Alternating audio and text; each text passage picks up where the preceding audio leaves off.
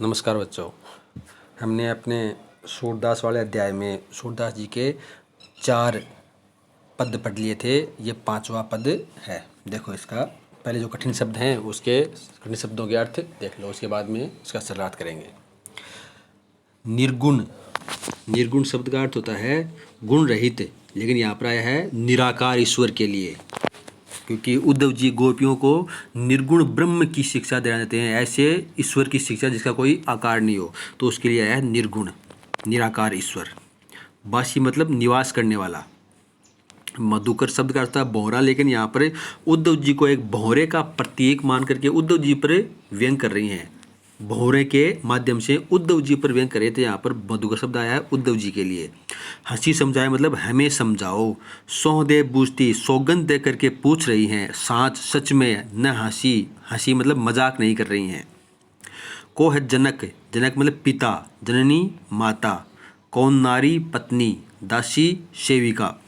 कैसा वरण, वरण मतलब रंग, वरण मतलब रंग। भेष मतलब वेशभूषा। के ही रस में अभिलाषी, अभिलाषी मतलब कौन से रस की चाह रखने वाले हैं। पावेगा पुनी, कियो आपने जोरे कहेगा गांसी, गांसी मतलब होता है झूठ, झूठ बात। सुनत मौन मतलब चुप। ठग्योसो, ठग्योसो मतलब ठगा हुआ सा, चकित। हेवे मतलब होकर। मति बुद्धि, चतुरता, उद्धव जी की सारी चतुरता है, चतुराई है, जो बुद्धि है। नासी शब्द का अर्थ है व्यर्थ हो गई, नष्ट हो गई। नासी शब्द का अर्थ है व्यर्थ हो गई, नष्ट हो गई। अब देखो इसका सरलार्थ देख लो एक बार। देखो इसमें क्या है, गोपियां है ना, वे उद्धव जी पर व्यंग कर रही हैं। अब क्या कर रही हैं, वे निर्गुण ब्रह्म जिसकी वे उद्धव जी गोपियों को शिक्षा देना चाहते हैं, तो वे निर्गुण ब्रह्म के रंग रूप, उन निर्गुण ब्रह्म के निवास, उनके माता पिता आदि का विवरण जानना चाहती हैं कि आप जो निर्गुण ब्रह्म की हमें उपासना शिक्षा देना चाहते हो, तो इसका रंग रूप कैसा है, इसके निवास स्थान इसका कहाँ है, इसके माता पिता का क्या नाम है, इसकी पत्नी सेविका का क्या नाम है, इसके बारे में उनसे व्यंग्य वचनों में पूछ रही हैं। तो देखो, गोपियाँ उद्देश्य क्या कहती हैं, निर्गुण कौन देश को वासी है उद्धव जी, आप हमें ये बताओ कि जो ये निर्गुण ब्रह्म की हमें शिक्षा देना चाहते हैं, ये किस देश का रहने वाला है, इसका हमें परिचय बताइए। मधुकर, हे उद्धव जी, हंसी समझाए सौ दे बूझती साँच न हंसी। हे उद्धव जी हमें समझाओ, हम सौगंध दे करके पूछ रही हैं, हम हंसी मजाक नहीं कर रही हैं, हम सच में इसके बारे में परिचित होना चाहती हैं, निर्गुण से परिचित होना चाहती हैं, तो हम कोई मजाक नहीं कर रही हैं, हम हंसी नहीं कर रही हैं, हम सच में पूछना चाहती हैं, हमें समझाओ कि ये किस देश का निवास करने वाला है। को है जनक, इस निर्गुण योग का जनक पिता कौन है। जननी को कहियत, इसकी माता किसे कहते हैं। कौन नारी, इसकी पत्नी कौन है। को दासी, और इसकी सेविका कौन है।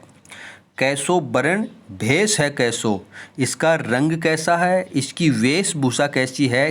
के ही रस में अभिलाषी, और ये कौन से रस में रुचि रखने वाला है, कौन से रस में चाह रखने वाला है।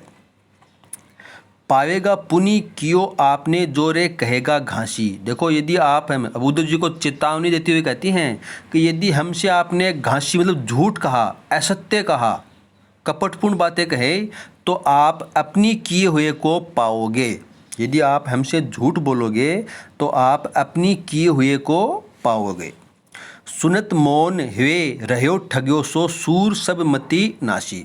सूरदास जी के अनुसार गोपियाँ के वचन सुन करके, ये व्यंग्य वचन सुन करके, सुनत मौन हवे रह्यो ठग्यो सो, उद्धव जी ठगे हुए से रह गए, चकित होकर के रह गए। सब मतिनाशी, उनकी सारी मति, उनकी सारी बुद्धि व्यर्थ हो गई, नष्ट हो गई। अब ये तो हो गया इसका सलात। अब देखो, इसका सारी मति बुद्धि नष्ट क्यों हो गई, क्योंकि उद्धव जी गोपियों को देना चाहते थे निर्गुण योग की शिक्षा।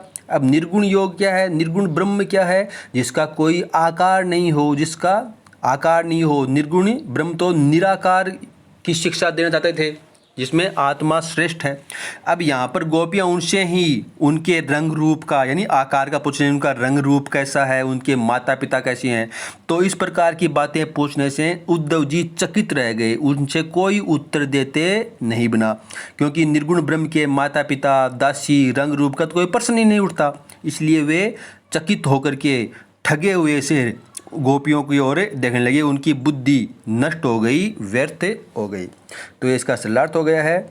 इसमें साहित्यिक ब्रज भाषा का प्रयोग किया है, व्यंग्यात्मक शैली है, और पावेगा पुनि में अनुप्रास अलंकार, और समुझाएं सो हमें अनुप्रास अलंकार, मतलब अनुप्रास अलंकार और कोई विशेष अलंकार का प्रयोग नहीं किया है, और साहित्यिक ब्रज भाषा का प्रयोग किया है, व्यंग्यात्मक शैली है। तो आप इसका एक व्याख्या के रूप में इसको कर लेना। धन्यवाद।